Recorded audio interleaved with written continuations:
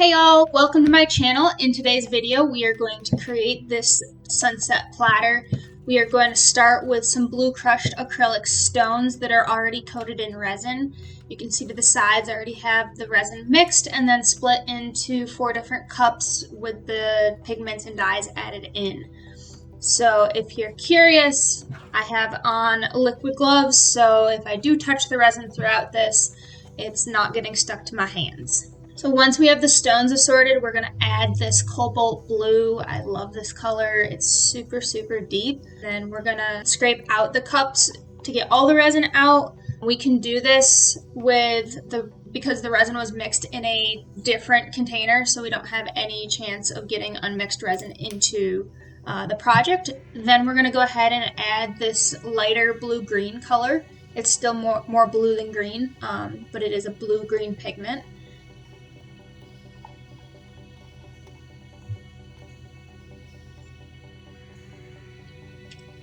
Then the last color we're going to add for now is this rose pink, or this rose gold pink color. I think this is such a unique color because depending on how the light shines on it, it really determines whether it shows up as that pink color or as that gold. And although right now it is on the top, it will mix in and become a less dominant color.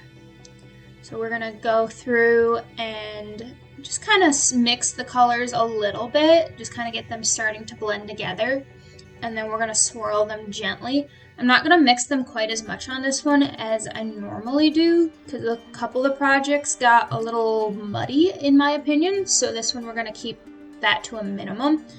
And then we're going to come through with the heat gun and pop any of the bubbles that are forming within that resin and start to get it to become a little bit thinned out, a little bit more liquidy.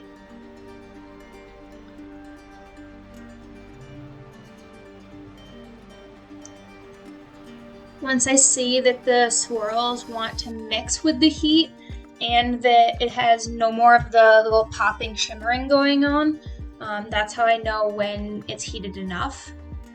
Then I'm going to add the white resin. This is a combination of a opaque white ink dye and a pearl white pigment.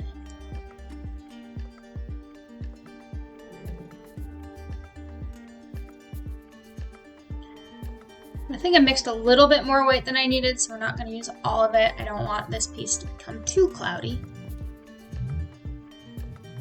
And then we're going to, again, take the heat gun to it, and because the white is colder than the rest of the resin, it's not going to want to mix in as well.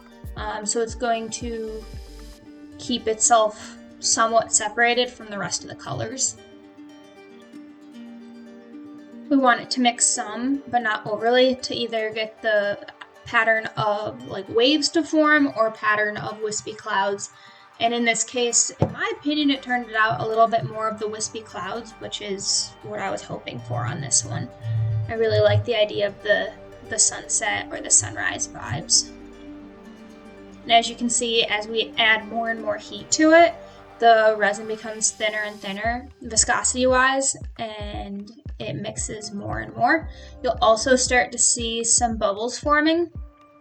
And the heat of the resin is pulling the bubbles or air out of the wood underneath. And then I'm going to put it on a time lapse here. It's going to be like 20 times faster so you guys can actually see the curing happen in a short amount of time. For anyone who's still watching the video, if you use the code YouTube on my Etsy store, you'll get 15% off. And here's our final product. I'm in love with how this one turned out. Please let me know in the comments below your thoughts. Thanks for watching and have a great day. Bye!